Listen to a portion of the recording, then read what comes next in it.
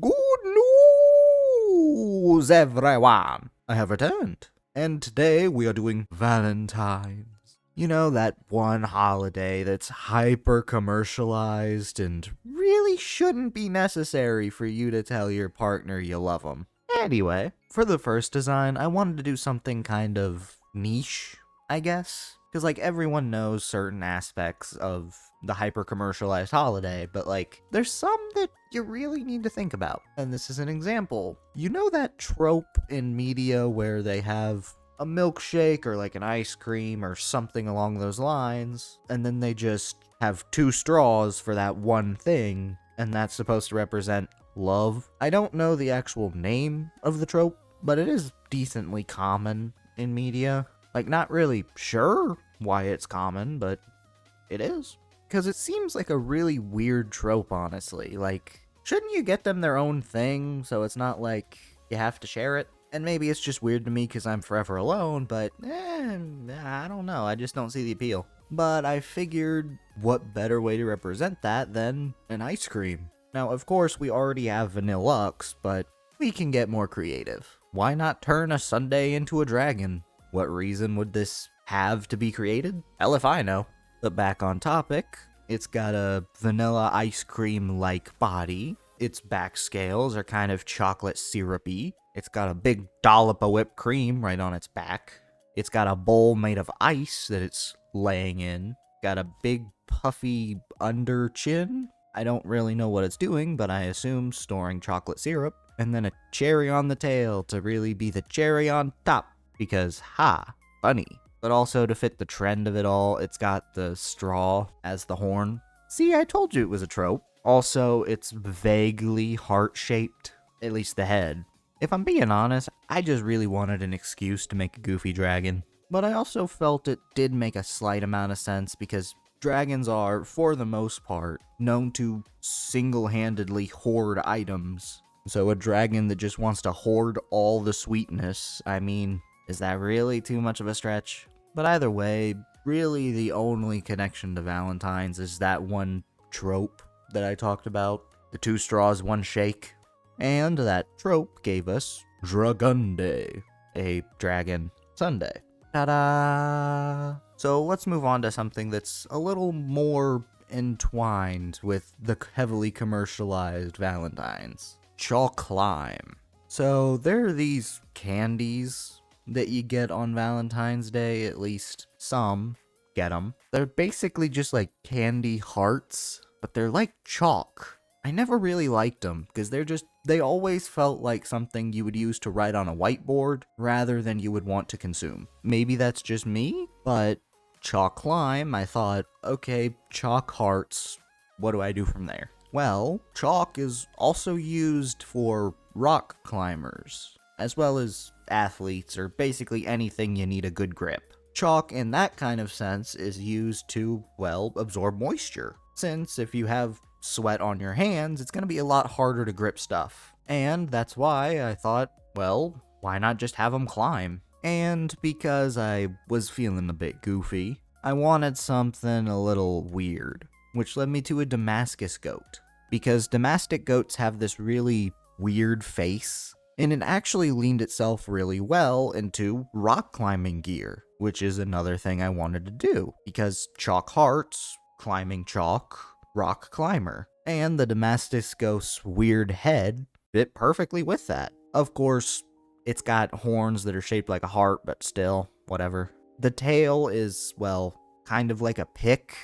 You know, you jab it into the rock to give you a little extra something if you're climbing something pretty treacherous. Contrary to popular belief, rock climbers have a lot of stuff at their disposal because they don't want to plummet to their ground. And also, the little tufts of fur at the side that curve in actually help look like rock climbing equipment as well, specifically clips. Because what rock climbers will do is they have clips on their waist, and then they clip themselves to a stable rope, so if they do end up slipping, they have something to grab onto.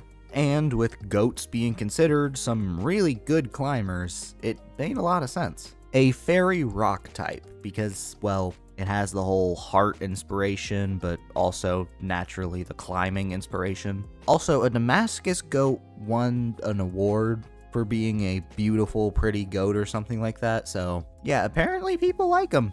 So chalk lime. Now, when we get to the next one, I didn't just want to include what most people consider Valentine's Day, which is the American commercialized version of it. I did want to kind of branch out across the globe, which led me to making Chakugina, the first stage of a line inspired by, well, I can't really explain the full inspiration until its evolution, but the actual shape of this one is based on an Italian chocolate. Now, of course, it's not Italian. The thing it pulls from is actually Japanese, but I couldn't pass up the opportunity to do something Italian, because the overall shape of this design is based on, please let me pronounce this right. Oh, my Italian accent's a little off. I haven't had to use it in a while, so I think it's Bacchi? I think that's the brand of chocolate. And it's by a brand, I think,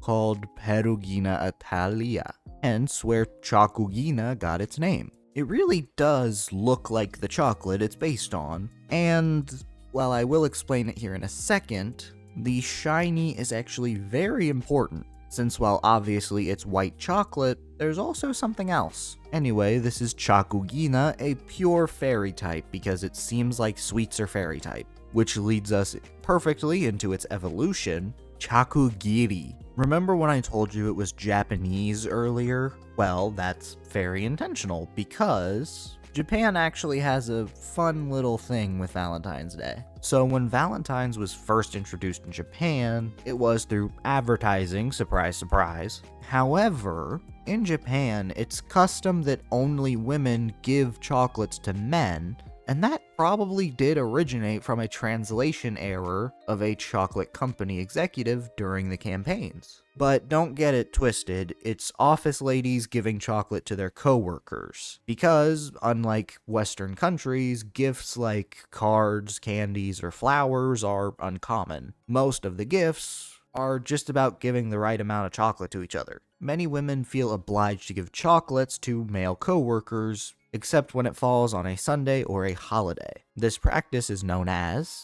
Giri Choco, from Giri, obligation, and Choco, chocolate. See Chokugiri, from Giri Choco. And what I find funny is that unpopular coworkers receive ultra obligatory chocolates, which are just very cheap. Basically, they're only giving it to you because they feel like they have to. And there is a variation called True Feeling Chocolate where you give chocolates to loved ones. And friends, especially girls, may exchange chocolates with each other. This is referred to as Tomo Choco, basically friend chocolate. However, if you thought it ended there, you were incorrect. Because remember when I said the white shiny was really important? Sure, it is white chocolate. However, it also plays on March 14th, which is considered a reply day, where men are expected to return the favor to those who gave them chocolates. It's referred to as White Day, for the color of chocolates being offered. See, the females hand out your regular kind of chocolate, and then on March 14th, the men give back white chocolate. See, I told you the shiny was important. Now, of course, the Italian chocolate doesn't have anything to do with Japanese, but I mean, I liked the look of the Bacchi chocolate, and I think it worked well. So yeah, mostly Japanese, but a bit of Italian. You know, just a tiny skosh. And well, that's about all for today. Anyway, this is Jay, signing away, forever and always. Bye-bye.